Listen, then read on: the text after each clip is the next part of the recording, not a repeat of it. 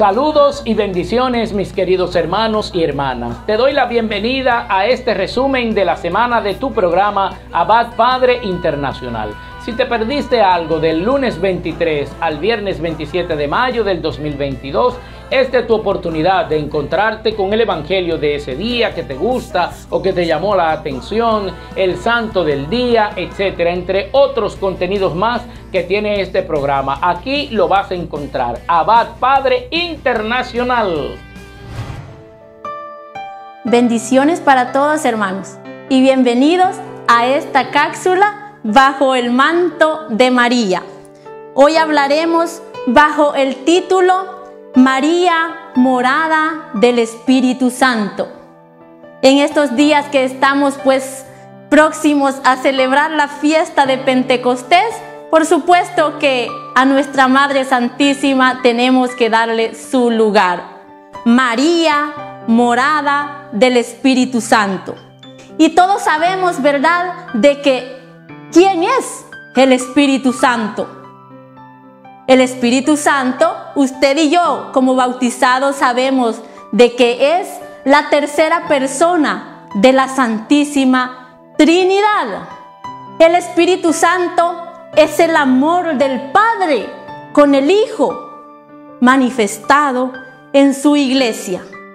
Mas sin embargo, hermanos, para mucho bautizado, el Espíritu Santo es un gran desconocido, podríamos decir. Dios Padre, que preparó a nuestra Madre Santísima, ¿para qué? Para que ella fuera llena del Espíritu Santo. Y lo podemos ver, hermanos, en tres acontecimientos grandes de nuestra Santa Madre Iglesia. Número 1, lo podemos ver en María, cómo fue llena del Espíritu Santo cuando ella fue concebida en la Inmaculada Concepción. Cuando el Padre la escogió, la preservó de todo pecado para que fuera la madre del Salvador. Y este, hermano, es un dogma de fe, en la cual usted y yo lo creemos y lo debemos de creer, por supuesto. El dogma de fe que la Iglesia lo define para que usted y yo lo creamos en este acontecimiento. ¿En cuál otro momento podemos darnos cuenta que nuestra Madre Santísima fue llena del Espíritu Santo? En el momento de la Anunciación. San Lucas 1:26. Cuando el Padre envía al mensajero, al ángel, a anunciarle que ella iba a ser la madre de el Salvador. En ese momento nuestra Madre Santísima fue llena del Espíritu Santo nuevamente. Fue repleta de ese Espíritu Santo, el mismo Dios que viene sobre ella a llenarla, a dejarla completa de su presencia maravillosa. Viene a capacitarla, viene a darle a ella todo lo que necesita ante tan gran misión que se le iba a encomendar. Entonces, hermanos, que estamos hoy viviendo este momento, usted que está en sintonía de esta pequeña cápsula a nuestra Madre Santísima, ¿qué nos debe de llevar al escuchar a nuestra Madre? Nos debe de llevar, por supuesto, a pedir su amorosa intercesión. Nos debe de llevar, por supuesto, a amarla más a nuestra Madre Santísima. Nos debe de llevar a que nosotros pidamos su protección,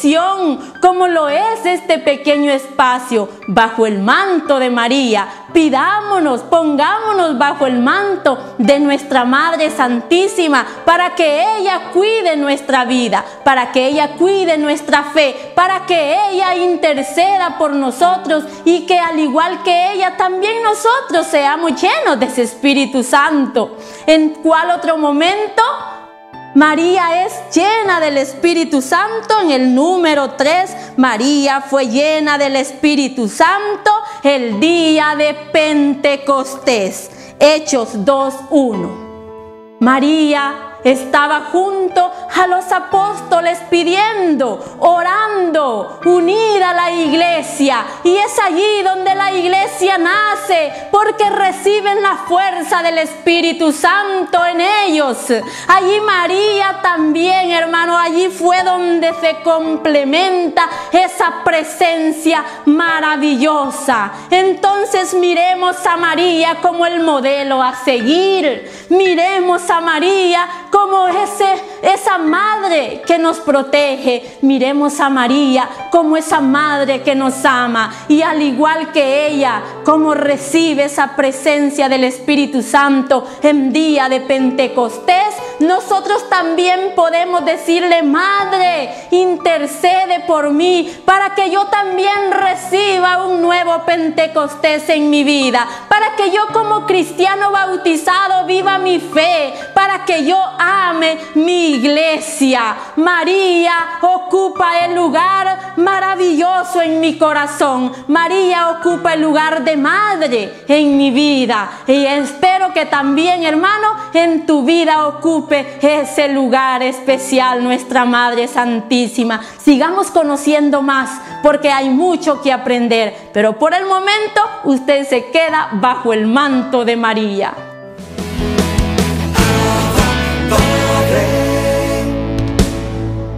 Conociendo al Espíritu Santo, una vez más con el Padre Osman Maldonado. Ven, Espíritu Santo, llena los corazones de tus fieles y enciende en ellos el fuego de tu amor. Envía tu Espíritu, Señor, y todo será creado, y renovarás la faz de la tierra.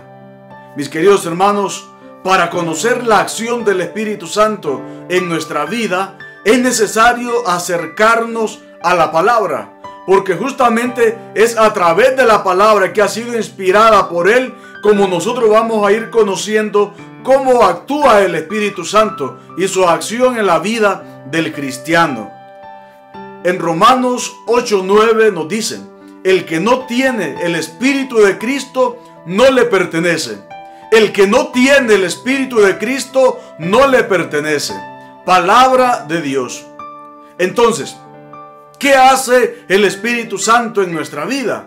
Pues nos da un sello de pertenencia al Señor cuando permitimos que su palabra entre en nuestros corazones. Cuando nosotros obramos conforme a la palabra, cuando actuamos conforme al Evangelio, en la medida que nos vamos configurando con Cristo, nos vamos volviendo pertenencia del Señor. Es decir, va siendo llenado el interior del hombre por esa presencia del Espíritu Santo. El corazón del hombre se va volviendo un tabernáculo donde reina, mora el Espíritu Santo. Y no solo el Espíritu Santo, la Trinidad entera. Por eso nos dice la palabra: el que no tiene el Espíritu de Cristo no le pertenece. Es decir, quien no se ha dejado tocar por el poder del Espíritu Santo no le pertenece al Señor. ¿Y por qué no le va a pertenecer al Señor? Porque va a ir detrás del espíritu del mal y no detrás del Espíritu Santo. Porque va a obedecer más las inspiraciones del maligno que las inspiraciones del Espíritu Santo. Entonces, quien anda lejos de los caminos del Señor, quien anda lejos de la presencia del Señor, pues es esa oveja perdida que se ha salido de su rebaño, que se ha alejado de la escucha de la voz de ese buen pastor que le habla, que le llama al corazón. Entonces, en ese sentido podemos hablar de que quien no está lleno del Espíritu Santo no le pertenece a Cristo, porque la vida no se ha configurado con el Señor, porque el Señor no se ha instalado en el corazón de esa persona, porque Cristo no reina en el corazón de esa persona. Pero en la medida que nosotros nos vamos dejando llenar por ese poder del Espíritu Santo, nos damos cuenta que poco a poco nuestra vida es transformada. Vamos cambiando, nos vamos renovando en esa presencia del Señor. Y esa renovación, esa vida nueva del corazón es la que nos hace pertenecerle a Cristo. Y pertenecerle a Cristo significa vivir, obrar según sus inspiraciones también, según lo que Él nos vaya diciendo en su palabra. Por lo tanto, significa una configuración total con Cristo, que es posible a través de su palabra, y que esa configuración es posible a través de esa acción del Espíritu Santo. Entonces, si no estamos llenos de Espíritu Santo, no somos pertenencia de Cristo, porque no estamos obedeciendo a su palabra. Entonces, pertenecer al Señor significa también obedecerle a Él. Significa que Él tiene el control de nuestra vida. El Señor busca 1000 maneras de atraernos hacia Él, pero también el hombre busca 1000 maneras para soltarse de sus manos. Entonces, si nosotros queremos ser pertenencia de Cristo, tenemos que estar unidos a Él. No hay otro camino. Pedir al Espíritu Santo que venga, que baje sobre nosotros, que nos llene, que nos conceda esa gracia de poder unirnos cada vez más al Señor, de poder escuchar cada vez más al Señor. Y en la medida que nosotros estamos en esa sintonía con el Señor, pues le vamos siendo pertenencia de Él. ¿Por qué? Porque estamos escuchándole a Él, le estamos obedeciendo a Él y estamos obrando conforme a su palabra. Entonces, ser pertenencia de Cristo, ser pertenencia de Cristo es lo que el Espíritu Santo nos permite a nosotros también ser y llegar a ser cuando le damos esa oportunidad de que Él invada nuestro corazón. Entonces, pertenecerle al Señor. Y dice la palabra, el que no tiene el Espíritu de Cristo no le pertenece a Cristo. Entonces, llenarnos de esa fuerza de lo alto, llenarnos de ese poder del Espíritu Santo para pertenecerle siempre a Cristo. Porque pertenecerle siempre a Cristo significa estar llenos de Él, significa estar poseídos por su presencia y significa expulsar a todo poder del maligno de nuestra vida para ser llenos del Espíritu Santo. Ahí es cuando somos pertenencia del Señor, cuando es el Señor quien ha tomado, vuelvo a repetir, el control de nuestra vida. Ahí somos pertenencia del Señor, cuando Él va guiando nuestros pasos, cuando somos capaces de escucharle y somos capaces de obedecerle. Ahí somos pertenencia del Señor. Pero si nosotros no le damos importancia a su palabra, no sabemos escuchar su voz, no sabemos discernir su presencia en nuestra vida, ¿cómo podemos decir que le pertenecemos a Él si no somos capaces de dejarnos guiar por Él? Entonces el Espíritu Santo nos da esa gracia a nosotros también, de abrir nuestro corazón al escuchar su palabra, y sobre todo nos da esa gracia de la purificación total del corazón, donde Cristo puede entrar, puede reinar y puede también gobernar nuestra vida. Ahí somos pertenencia del Señor. Que el Espíritu Santo venga sobre nosotros y nos permita a usted y a mí ser pertenencia de Cristo. Y que nada ni nadie nos aparte del camino del Señor. Bendiciones.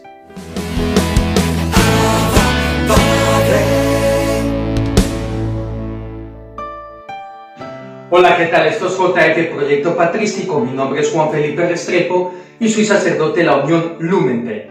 Queridos hermanos en nuestro Señor Jesucristo y en María Santísima, vamos hoy como iglesia, como familia, como pueblo de Dios a escuchar las enseñanzas de los padres de la iglesia. Hoy vamos a escuchar a San Cipriano, obispo de Cartago, y vamos a prestar especial atención e interés a sus enseñanzas eucarísticas. Vamos ahora mismo a preguntarle a este padre de la iglesia si para él la Eucaristía es un sacrificio o no es un sacrificio.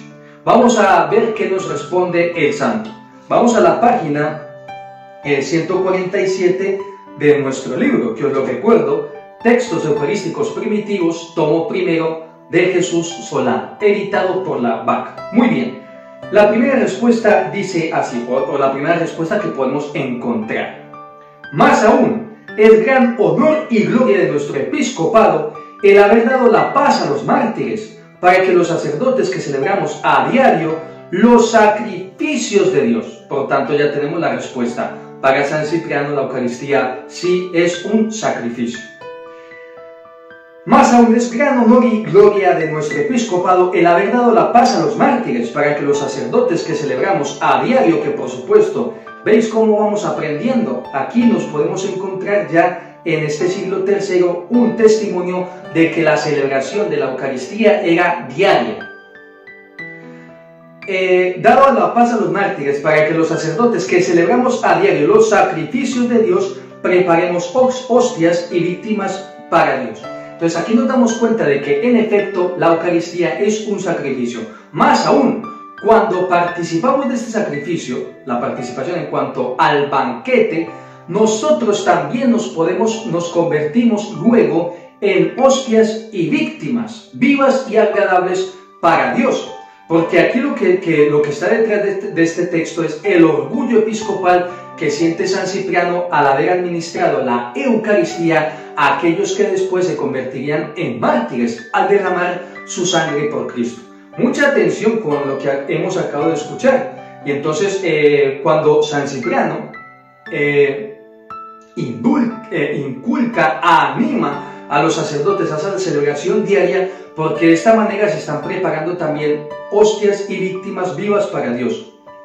Esto no quiere decir que los cristianos buscaban el martirio como una especie de masoquismo, adrede, o sea, hasta con una actitud enfermiza, obsesiva, no. De las circunstancias se encargaban otros, cuando eran arrestados por los procuradores romanos, cuando eran encarcelados y cuando se les pedía sacrificar víctimas a los dioses paganos, ofrecer incienso a los dioses paganos, y los cristianos no lo hacían. Entonces recibían esa corona y esa palma del martirio. Pero bien, lo que nos interesa es saber que en efecto para San Cipriano de Cartago la Eucaristía es un sacrificio, que a su vez cuando se participa de este sacrificio en cuanto banquete, hace convertirnos a nosotros y nuestras vidas en sacrificios. Y por eso inculca y promueve la celebración diaria de sus sacerdotes. ¿De qué? De los sacrificios.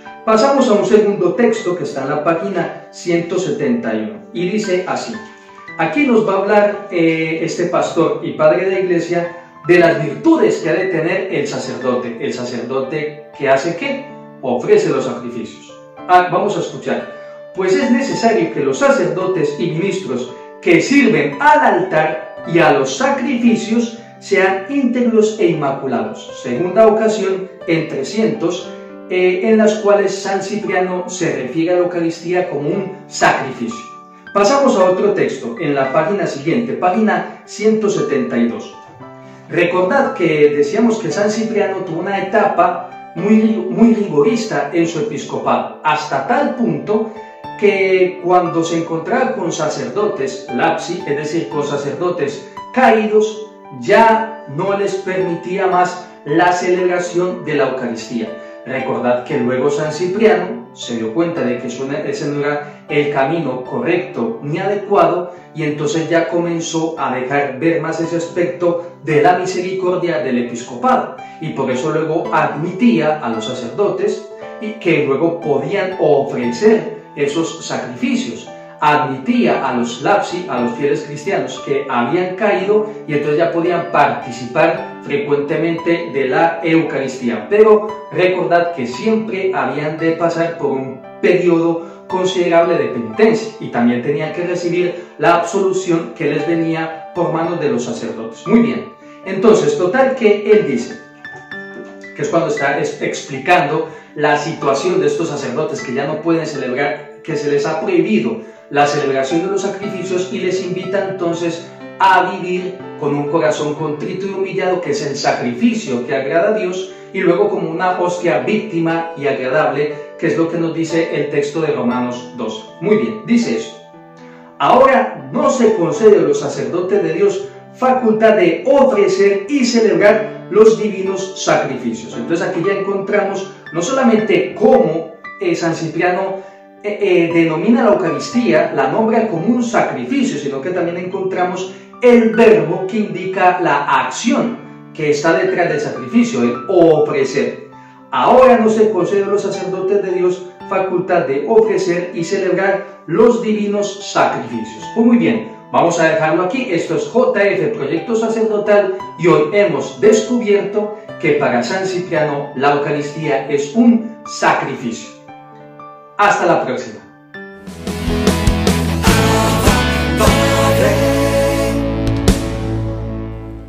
Qué bueno que estás aquí, qué bueno que el Señor te ha traído para que podamos compartir este momento en el que la palabra de Dios nos une y nos abraza a su presencia. Espero que donde quiera que estés, el Señor llegue hasta ti, el Señor te ilumine y te sostenga su amor. Hoy vamos a compartir, siguiendo con ese primer video en el que hablamos del anuncio de la concepción de nuestro Señor Jesucristo a María por el ángel Gabriel. Quiero seguir en este mes de María hablando de ese encuentro que tuvo a María con su prima Isabel. Este pasaje es uno de los pasajes que más me ha hecho profundizar en la devoción a nuestra Madre María y en el por qué, la importancia de conocer a María, de profundizar en María para conocer a Cristo, para conocer sobre todo esa historia de salvación que el Señor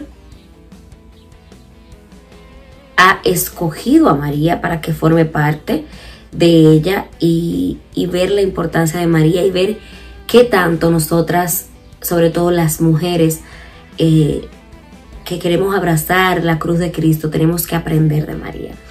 Entonces vamos a leer, está tomado de Lucas, el capítulo 1 del versículo 39 al 56.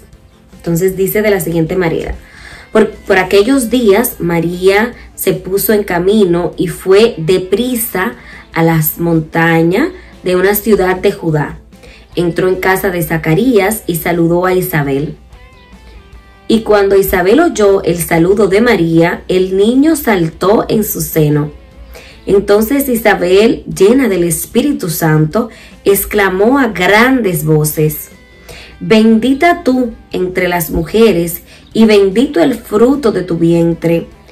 Pero, ¿cómo es posible que la madre de mi Salvador venga a visitarme? Porque en cuanto oí tu saludo, el niño saltó de alegría en mi seno. Dichosa tú que has creído, porque lo que te ha dicho el Señor se cumplirá. Entonces María dijo: Mi alma glorifica al Señor, y mi espíritu se alegra en Dios mi Salvador, porque ha mirado la humildad de su sierva. Desde ahora me llamarán dichosa todas las generaciones, porque ha hecho en mí cosas grandes el poderoso. Su nombre es santo. Su misericordia es eterna, y con aquellos que le honra. Actuó con la fuerza de su brazo y dispersó a los de corazón soberbio. Derribó de su trono a los poderosos y engrandeció a los humildes. Colmó de bienes a los hambrientos y a los ricos los despidió vacíos. Tomó de la mano a Israel su siervo y acordándose de su misericordia, como lo había prometido a nuestros antepasados, en favor de Abraham y de sus descendientes para siempre. María estuvo con Isabel unos 3 meses, después regresó a su casa. Me encanta esta parábola, esta lectura, esta lectura me encanta porque tiene mucha verdad del corazón de María. Encierra en sí misma mucho conocimiento de cómo era el corazón de María.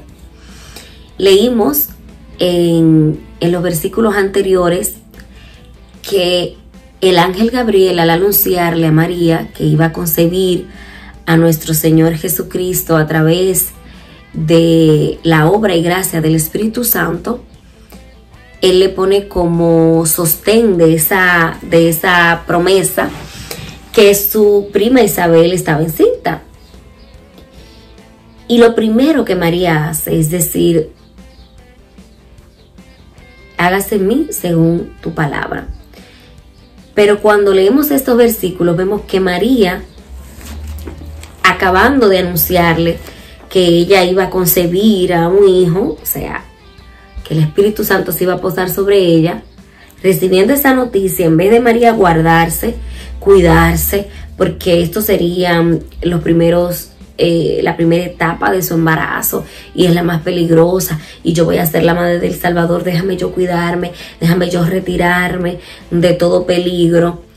María se puso en camino, y no tan solo se puso en camino, o sea, hacia la casa de su prima Isabel para ser testigo del milagro de su embarazo, sino que lo hace deprisa, o sea, dice: María se puso en camino y fue deprisa a las montañas. O sea, no solo se puso en camino, no solo lo hizo lo deprisa, sino que eran montañas, o sea, mucho más riesgoso el camino. O sea, María era una mujer que cuando se trataba de servir no medía peligros, no medía distancia, no medía alturas. Ella deprisa atravesaba montañas para servir, y eso a mí me encanta. Yo una vez escuché decir del Papa Francisco que María era la Virgen de la prontitud, y a mí eso me gustó mucho porque la Virgen de la prontitud, o sea, María no es como dice el refrán por ahí: vísteme despacio que voy deprisa. O sea, María no tardaba, no medía cuando se trataba de servir, de ponerse al servicio de los demás. Y me gusta mucho porque María antepone sus propias necesidades a las necesidades de los demás. O sea, ella también había recibido, como quien dice, su prueba de embarazo ahí con el ángel, pero ella no le importó y dijo: mi prima Isabel, que es estéril, que ya es una señora de edad, porque recordemos que el ángel le dice: tu prima Isabel, la que todos llamaban estéril, tendrá un hijo en su vejez. O sea, ya era una mujer entrada en edad. Se dice que por ahí unos 90 años, tal vez es lo que narra la escritura, y muchos estudiosos alegan que era una mujer octogenaria, más o menos por ahí. Y María dice: no, ella me necesita a mí mucho, porque tiene un embarazo de 6 meses, está en vejez, y su hijo es una promesa de Dios. Yo quiero estar ahí, o sea, yo quiero estar ahí siendo testigo del poder de Dios en la vida de mi prima, siendo testigo del poder del Dios de lo imposible. Y María atraviesa la montaña con prontitud. Eso me agrada muchísimo. Y me gusta porque dice el versículo final, el versículo 56, dice que María estuvo con Isabel unos 3 meses y después regresó a casa. O sea, me gusta porque María también necesitaba de Isabel. Entiendo yo, dándole un toque de mi propia interpretación humana, porque María había recibido una noticia muy fuerte. Y yo veo a Isabel como una mujer que fue sostén espiritual de María también. O sea, era también una relación recíproca donde ellas dos se sostenían en su fe en el Señor. María se sostenía en la fe de que el Señor la había escogido para que fuera la madre del Salvador, y Isabel se sostenía en la fe de que Dios le había regalado un hijo en su vejez, y esa fe de ambas la sostenía a una y a la otra. Y por eso entiendo la importancia de vivir la fe en hermandad, la importancia de la sororidad, que es un concepto del feminismo. La sororidad es esa hermandad, es esa unión entre las mujeres, y en la Biblia hay muchísimos ejemplos de sororidad, y creo que uno de los más grandes es este ejemplo de María y de Isabel, que se sostuvieron. María sostuvo a Isabel en esos últimos 3 meses, porque recordemos que el ángel, cuando le anuncia a María, le dice: tu prima Isabel, que está en estado de vejez, está encinta y tiene 6 meses. O sea, que era el último trimestre del embarazo de Isabel y el primer trimestre del embarazo de María. O sea, que ellas se dieron una a la otra ese apoyo y ese sostén en la fe que todas necesitamos. Entonces, como mujeres en este mes de las madres, vamos a ser solidarias unas con otras, vamos a ser respetuosas unas con otras, y sobre todo vamos a guiarnos en el proceso de caminar hacia Cristo y de sostener unas con otras las promesas que Cristo nos ha hecho. Porque la promesa de María se cumplía en ese embarazo que por obra del Espíritu Santo daría luz al mundo, a nuestro Salvador. Pero la promesa de Isabel de un hijo en su vejez también era el milagro de Dios en la vida de Isabel. Y ellas fueron testigos una y otra del milagro de Dios en sus vidas. Y eso lo vemos cuando Isabel saluda a María, y no la saluda como: hola María, ¿cómo estás? Y muy educada y ven, entra. No, ella al verla gritó, porque me gusta mucho esto de la Biblia, porque la Biblia es un lenguaje muy educado, ¿verdad? Pero dice que exclamó a grandes voces, en buen dominicano voció, para que lo oyeran los vecinos y lo oyera todo el mundo. En ese tiempo las casas, me imagino que no estaban una muy al lado de la otra, porque, ¿verdad? Había poca gente y mucha extensión de tierra, así que me imagino que los vecinos ni se molestaron tal vez en ese griterío que hizo Isabel. Bendita tú entre todas las mujeres y bendito el fruto de tu vientre, que es parte de la oración que hacemos en el Santo Rosario. Pero ¿cómo es posible que la madre de mi Salvador venga a visitarnos? O sea, Isabel supo desde el instante cero, cuando vio a María, que María era la promesa que se le había hecho al pueblo de Israel. Porque para nosotros también es algo normal, ya lo tenemos sabido, que María es la madre de Jesús, que María es la elegida por Dios para que concibiera por obra y gracia del Espíritu Santo. Pero en ese tiempo todo el pueblo de Israel esperaba al Salvador y esperaba cuál iba a ser esa virgen que iba a concebir a nuestro Señor y Salvador, que era una promesa hecha, como dice María luego en el Magnífica, hecha a sus antepasados.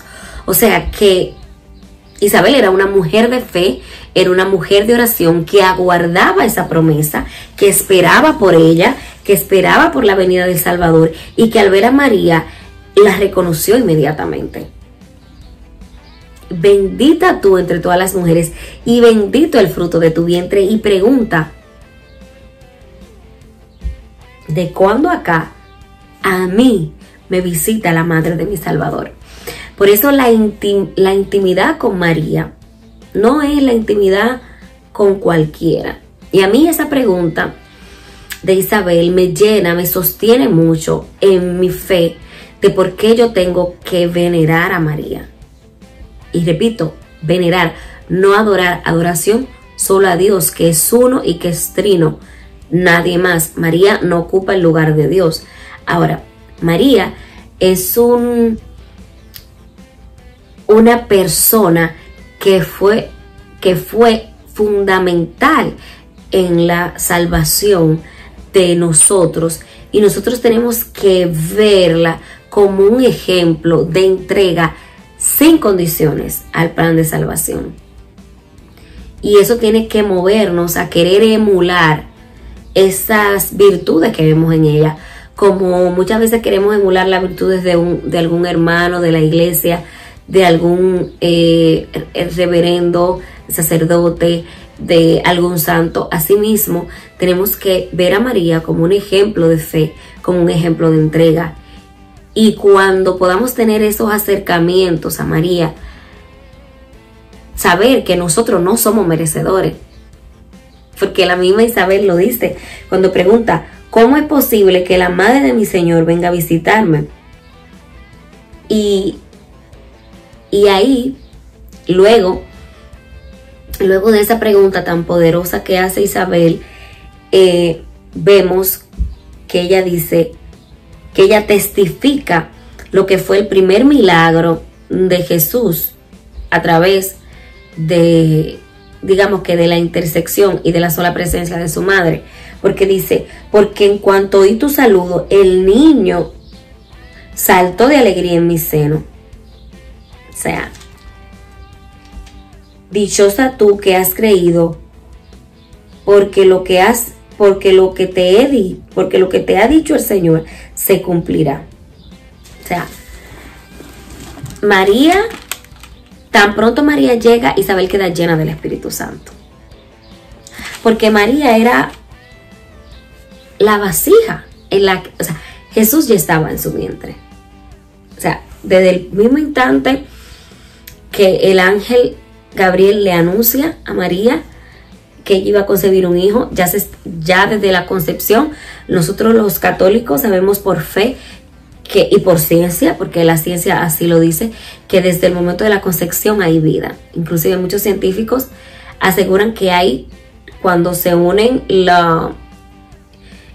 óvulo y el espermatozoide, hay un tipo de explosión, un tipo de Big Bang que genera vida. O sea, desde el mismo momento de la concepción. O sea, que tan pronto María es anunciada que ha concebido a través del Espíritu Santo, ya ella está llena, ya ella es la vasija del Salvador, ya ella está llena de la presencia, y sabemos que el ángel la saludó diciéndole que ella estaba llena de gracia. O sea, en María sobreabundaba la presencia del Espíritu Santo, y tan pronto ya llega a la casa de Isabel, dice la palabra, porque me gusta mucho, como esto es un tema que trae tanta discusión, sobre todo los temas marianos traen tanta discusión entre unas doctrinas y otras. Me gusta leerlo, y recuerdo que esto está tomado de Lucas primero, en el versículo, estoy aquí con la Biblia, en el versículo 41, donde dice: y cuando Isabel oyó el saludo de María, el niño saltó en su seno. Entonces Isabel, llena del Espíritu Santo, exclamó. O sea, todo eso que dice Isabel es porque ella tiene el Espíritu Santo. Y nosotros sabemos, porque lo dice la Biblia, que nadie podrá decir Señor, Señor, si no tiene el Espíritu Santo. O sea, Isabel, por el simple hecho de escuchar el saludo de María, quedó llena del Espíritu Santo, y ahí aclama: bendita eres entre todas las mujeres y bendito es el fruto de tu vientre. ¿Por qué me visita la madre de mi Salvador? O sea, ¿cómo es posible? O sea, ¿cómo es posible que a mí me visite la madre de mi Salvador? Y le testifica que tan pronto oí tu saludo, el niño que está en mi vientre saltó de alegría. O sea, es uno de los primeros milagros de Jesús, porque los milagros lo hace Jesús a través de la intersección de María y de todos los santos. Jesús es el poder tras el poder, como dice mucha gente. Y Isabel quedó llena del Espíritu Santo y pudo hablar verdad de Dios porque estaba inmersa en la presencia del Espíritu Santo. Inclusive le dice, cree, porque tal, o sea, María no le había contado que vino un ángel que me dijo, pero Isabel era una mujer de fe y Zacarías era un hombre de fe, eran un hombre y una mujer apartados para Dios, que aguardaban esa promesa de que el Salvador vendría a través de una virgen, y ella lo reconoció. Pero aún más que eso, me alegra, me llena el corazón de gozo la respuesta que da María. María dice, mi alma glorifica al Señor y mi espíritu se alegra en el Dios mi Salvador, porque ha mirado la humildad de su siervo. O sea, María se alegra porque ella reconoce que el Señor ha tenido con ella una misericordia y una gracia que es incalculable. O sea, no hay manera de medirla, de cuantificarla. Es incalculable. Y ella reconoce su humildad, su bajeza, su nada, para que Dios tenga esa misericordia en ella. Y me alegra mucho, me sostiene mucho en mi fe este versículo que dice, porque ha hecho en mí grandes cosas el poderoso, su nombre es santo y su misericordia es eterna. Pero este versículo, que es el 48, dice, porque ha mirado la humildad de su sierva, desde ahora me llamarán dichosas todas las generaciones. Muchas veces nos preguntan a los católicos, pero, ay, ustedes adoran a María. No. Nosotros veneramos a María, vemos a María como cruz redentora, porque sirvió de vasija espiritual para que Cristo llegara hasta nosotros, porque en María se cumplió esa promesa que aguardaron por tantos años los judíos, y sabemos que el Señor lo planificó de la eternidad, que a través de ella nosotros fuéramos salvos, que a través de ella nos llegara la salvación, que es Jesús. Ese es el sustento de nuestra fe. Sabemos que el que nos salva, que nuestro Salvador, que nuestro Redentor es Cristo, pero reconocemos que el Señor, mucho antes que nosotros, le dio una gracia a María que es por sobre todas las gracias, ¿verdad? Que María es la alta gracia, que María es llena de gracia. Entonces, pidámosle al Señor con humildad que nos muestre a María Santísima, que nos permita conocer las verdades profundas del corazón de María, y sobre todo que nos permita imitar su actuar. En este pasaje, de manera muy especial, vemos cómo María es la Virgen de la Prontitud, como la llama el Padre Francisco, que María siempre presta al servicio, siempre presta a escuchar y a reconocer las necesidades de las personas que están a su alrededor. Yo creo que esta es una virtud que nosotros debemos imitar, que nosotros debemos emular y pedirle a Dios en su misericordia que nos dé esa gracia. Amén. A través de la oración, del acercamiento al Santo Rosario, que el Señor nos dé la gracia de conocer los más íntimos misterios del corazón de María, que sin duda nos llevarán al conocimiento profundo de las verdades de Cristo, porque María vivió en Jesús, por Jesús y para Jesús, y acercarnos a ella nos permite acercarnos muchísimo más a su amado Hijo Jesús. Así que sea Dios bendiciendo tu vida, que sea Dios sosteniéndote, y que la gracia, la paz, el amor y la alegría de nuestro Señor Jesucristo te sostengan y te guíen. Bendiciones, feliz día.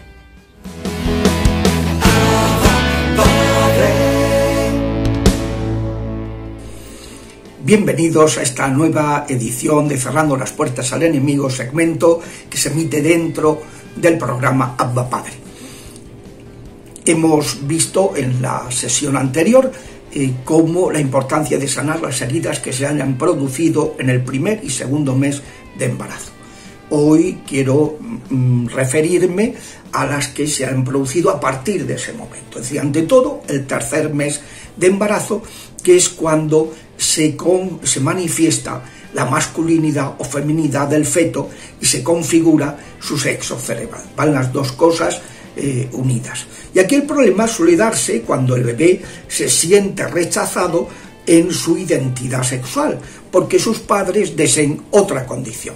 Me he encontrado con problemas de personas con problemas de identidad sexual, otras de falta de autoestima masculina o femenina, de dificultades para el trato con las personas del sexo complementario, que al realizar esta oración descubren que fueron rechazadas en su condición sexual y se curan. Otras veces, por tanto digo que es un punto muy importante, ¿no?, para ese equilibrio emocional, ¿no?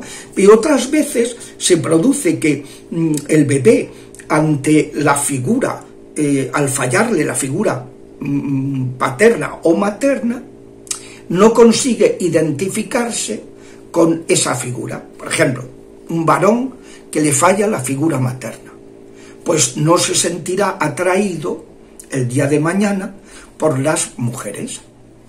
Una chica que no se siente identificada, que no se siente atraído por la figura materna, pues le falla la figura materna, pues va a tener problemas de identificación con su condición femenina, porque para ella la condición femenina que conoce pues es negativa, ¿no? Y especialmente sucede con la figura del padre. Si la madre se ha sentido como abandonada, no querida suficientemente o no bien tratada, pues claro, si es un varón, ¿cómo se va a identificar con esa figura maltratadora? Y va a tener problemas de identidad sexual. Y lo mismo, si es una mujer, pues ¿cómo se va a sentir atraída por la figura masculina cuando es una persona que la ha percibido como maltratadora? Me decía una chica: mire, padre, yo no soy lesbiana, pero es que no puedo no me siento atraída por los chicos, porque... Y le pregunté: ¿y tu padre cómo te trataba? Y dice: me daba unas palizas. Claro, ¿cómo esta mujer va a sentirse atraída? Imposible. Hay que sanar esas heridas que se han producido, o bien de aceptación de su identidad, que le puede llevar a la transexualidad, o de identificación con el sexo masculino o femenino, que le puede llevar a problemas de homosexualidad o de distintas disforias de género, ¿no? Es un punto pues que hay que tenerlo muy presente y para ayudar a las personas a sanar. Luego hay que también tener en cuenta las heridas que se hayan producido en el cuarto y quinto mes. Piensen en disgustos profesionales, tensiones en la relación de los padres o de relación de la madre con otras personas, desavenencias conyugales. Todo eso lo está percibiendo el bebé o la bebé, lo está percibiendo totalmente. Y eso puede provocar heridas de zozobra, de inseguridad, de miedo, de rechazo a una vida extrauterina que se presiente como dolorosa, que no le interesa. A veces la criatura, cuando llega el momento de nacer, no quiere nacer, porque no le interesa esa vida que le espera. La presiente como fea, y entonces se da la vuelta, o se enrolla en el cordón umbilical, o se retrasa en el nacer, o al contrario, se adelanta para provocarse la muerte con un nacimiento prematuro, ¿no? Entonces, pues, luego pues hay que pensar también que en estos primeros meses una enfermedad, un accidente, una caída, el fallecimiento de un ser querido pueden dar lugar a una conexión con los espíritus de muerte. Y entonces que la muerte, los espíritus de muerte se apeguen a la persona, ocasionando que sea alguien pues apagado, negativo, pesimista, enfermizo, o incluso, como pasa a veces, pues con mediumnidad, lo que se llama mediumnidad, que es conexión con los muertos.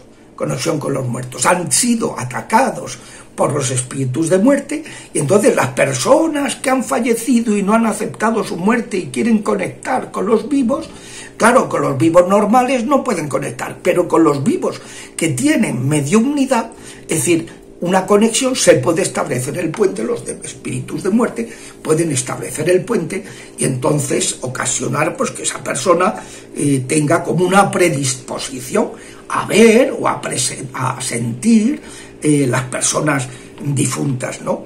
Entonces todo eso hay que salarlo con la ayuda de la Virgen, con la fuerza del espíritu de la vida, del amor, de la libertad, mientras se va proclamando durante esa oración que Dios es el único rey de la vida de esa persona y que por su poder los diablos no van a tener ya, no tienen ya autoridad sobre ella. Declararlo con ese gesto de fe, de que Dios va a intervenir, porque se lo estamos pidiendo con fe y con humildad, ¿no? Lo mismo hay que hacer con las heridas del sexto y séptimo mes, que es una etapa en la que el embarazo se hace más pesaroso para la madre, y si no se cuida y se siente ayudada, el feto puede sentirse angustiado o rechazado. Yo recuerdo un muchacho que vino a verme con su madre para que le hiciera oración de sanación, porque tenía una alopecia areata, se le caía y que no se curaba. Y entonces era el mejor en todo, servicial en casa, con los amigos, excelente estudiante, buen deportista, pero vivía angustiado y con una permanente ansiedad que, a mi entender, era lo que le provocaba la susodicha caída patológica del cabello, ¿no? Entonces estuve hablando y orando con ellos hasta que descubrí que la madre, que adoraba a su hijo, estuvo trabajando hasta el último día de la gestación, porque en aquella época se puso de moda eso. Y ella iba con su bombo, ¿verdad?, a trabajar con una angustia que a pesar de que estaba ilusionadísima con el nacimiento de su hijo, ¿no? Pero claro, ese pesar, ese esfuerzo sobre esfuerzo, el bebé lo percibió como un rechazo. Y entonces, de modo inconsciente, pues el chaval, como reaccionó, según descubrimos en la oración, que si mi madre me rechaza, tengo que hacer lo que sea para que me valore y me acepte, ¿no? Entonces por eso vivía en el perfeccionismo anancástico, ¿no? Esa actitud anancástica de necesidad, ¿no? De que oprimido por la necesidad, por la necesidad de ser el mejor, de necesidad de ganarse el cariño de la madre, ¿no? Y entonces eso es lo que le provocaba la alopecia. Bueno, pero fue precioso porque hicimos una oración de perdón recíproco, en que el chico perdonó a la madre por esa angustia que le fue transmitiendo, y la madre perdonó al hijo por el esfuerzo, el sobreesfuerzo que le provocó, y esto, y al poco tiempo se me presenta el chaval que había recuperado el cabello, ¿no? Ya tenía una mata de pelo muy considerable, porque había sanado la raíz, que era pues esa angustia que él tenía de captar, de atraer el cariño de la madre. Pues seguiremos con los 2 últimos meses de embarazo y el alumbramiento en la próxima sesión, si Dios quiere. Agradecer a Dios por ti, mi hermano, mi hermana, agradecerte que nos sigues a través de las redes sociales. Y si no nos sigues, pues búscanos. Y también aquí en YouTube, Abad Padre Internacional. Gracias a Dios por ti, gracias a Dios por tu sintonía y nos vemos hasta la próxima. Que Dios te bendiga.